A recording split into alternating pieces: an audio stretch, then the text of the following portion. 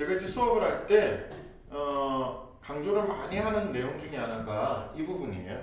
나를 알고 상대방을 알면 무조건 이긴다라는 거잖아요. 이게 입시적으로 볼 때 아주 중요한 팁이에요. 나를 안다는 것과 그 다음에 상대방을 안다는 것은 상당히 중요한 거예요. 무슨 말이냐? 일단 나를 안다. 우리가 면접 보는 학교들이 요새는 대부분은 많아요. 그러니까 예전에는 글만 쓰면 땡, 또는 영화 분석만 하면 땡, 또는 면접만 보면 땡, 이런 형태로 크게 한 세 부류로 나눠졌다면 요새는 대부분 다 두 가지 이상의 시험을 봐요. 분석하고 면접 보고, 글 쓰고 면접 보고, 글도 쓰지도 못하게 하고 생각만 하게 해가지고 면접 보게 하고, 온갖 형태가 짬뽕이 돼서 나오기 시작하거든요. 그렇기 때문에 짧은 시간 안에 자신을 보여준다라는 것은 아주 어려운 일이에요. 그렇기 때문에 자기 자신을 먼저 정리할 필요가 있는 거죠. 그거에 대한 가장 기본 시작이 뭐냐면 자기소개서부터 나오는 거예요. 이건 어떤 입학사정관제나 한해종에 제출하기 위한 그런 셀프 프레젠테이션의 개념이 아니고요. 자기 자신을 먼저 정리할 필요가 있다는 거예요. 왜냐하면 우리가 보통 시험을 마칠 때쯤에 학생들한테 교수들이 제일 많이 물어보는 게 그럼 너는 마지막으로 하고 싶은 얘기가 있니? 너의 장단점에 대해서 한번 얘기해봐. 한 20초 줄 테니까 자기 PR 해봐. 이렇게 얘기 많이 하거든요. 그러면 그런 얘기를 할 때 학생들이 제일 많이 하는 얘기들, 그러니까 종합 선물 세트 같은 얘기가 있어요. 뭐냐면 예를 들면 이런 거예요. 저는 인내심이 강하고 협동심이 강하며 남들보다 노력하는 자세로 열심히 살아오고 있습니다. 영화를 누구보다 사랑하고 좋아하며 영화 보기를 게을리하지 않고 있습니다. 저를 뽑아주신다면 누구보다 열심히 공부하고 학교 공부도 열심히 하고 선후보의 작품도 열심히 참여하고 교수님도 가르침에 부응하기 위해서 더더욱 열심히 공부하겠습니다.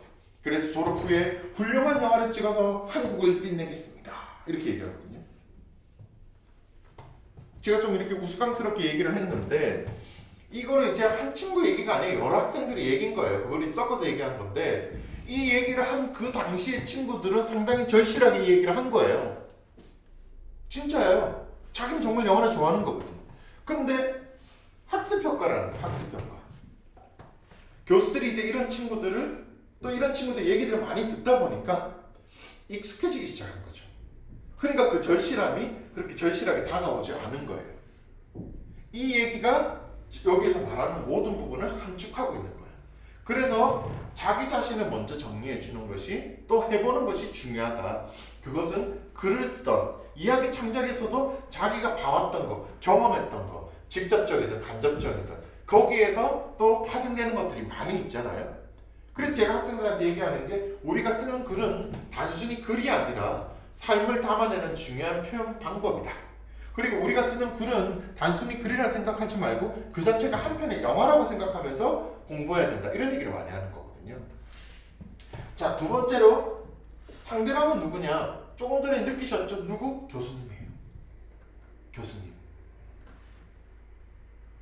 아니 각 학교에 출제되는 출제자, 그 교수들에 대해서 잘 모른다. 또는 그 학교의 특징을 모른다.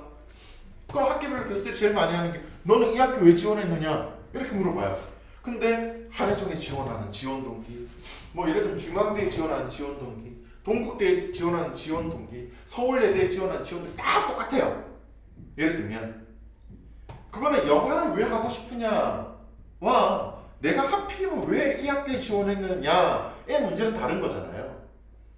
근데 자기 자신이 너무 변별력이 없게 보여줄 수 있다 라는 것 자체가 지금 계속 나오죠. 위아래가 같이 겹쳐지고 있다는 거.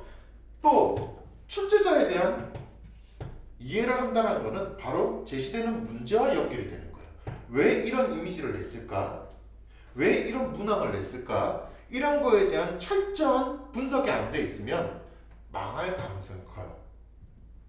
문제가 쉽게 나오고 문제가 되게 성의 없이 나왔다고 해서 에이 진짜 성의 없네라고 문제를 풀다가는 바보가 될 가능성이 있는 거죠. 그렇기 때문에 기본적으로는 문제가 어떻게 나왔던지 간에 존경하는 마음. 여러분들의 스승님이 될 수도 있는 거잖아요. 그렇잖아요. 그러니까 기본적으로는 존경하는 마음을 가지고 그 문제에 접근해 들어가야 되지만 들어가는 순간부터는 아주 냉철하게 그 문제를 꼼꼼하게 짧은 시간 안에 분석해야 돼요. 두 번째로, 그러니까 여기 상대방은 첫 번째는 누구? 교수님인 거예요. 자, 그럼 나도 알았고 이제 교수님도 알았다. 그럼 이제 합격 이러면 좋겠네요. 근데 가장 중요한 두 번째가 또 하나 있어요. 뭐냐면 같은 날에 시험을 보는 또 다른 수험생이에요. 학교별로 다르긴 하지만 어떤 학교는 뭐죠? 하루에 다 보는 학교도 있어요. 그 어떤 학교는 요일마다, 그러니까 예를 들어 5일 동안 시험을 나눠서 보는 학교도 있단 말이에요. 무슨 말인지 이해되시죠? 그러면 그런 학교들은 뭐죠? 그 타임에 자기가 제일 잘 써야 돼요. 그럼 자기가 제일 면접을 잘 봐야 돼요. 좀 못 보면 떨어진단 말이에요. 그러면 어떤 문제를 가지고 보통 동일한 어떤 이미지나 동일한 어떤 문제를 가지고 글을 쓰거나 말을 하게끔 하는 문제들이거든요.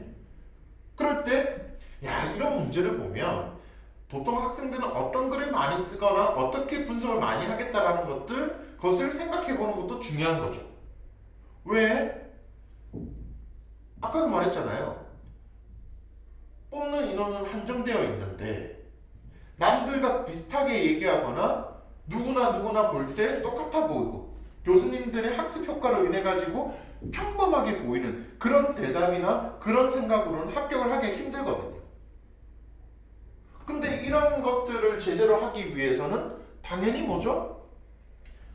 소수의 인원으로 치열하게 같이 고민하면서 발전하고 또 치열하게 시행착오를 겪으면서 공부를 할 수밖에 없다는 거예요.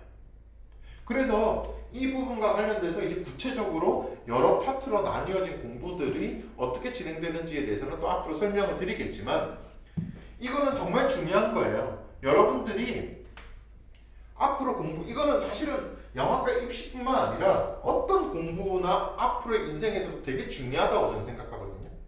만약에 제가 지금 이제 어느덧 이제 중년이 돼버렸지만 제가 20대 때 만약에 저한테 나 자신에 대해서 좀 돌아보게 하거나 고민할 수 있거나 그런 거에 대해서 더 진지하게 다가갈 수 있게 해주는 그런 멘토가 있었다면 저는 좀 더 달라지지 않았을까 그런 생각을 해보는 거죠. 그냥 못 모르고 막 그냥 달려오기만 했던 거예요. 그리고 부딪히고 힘든데 누구 하나 붙잡아 주진 않았거든요.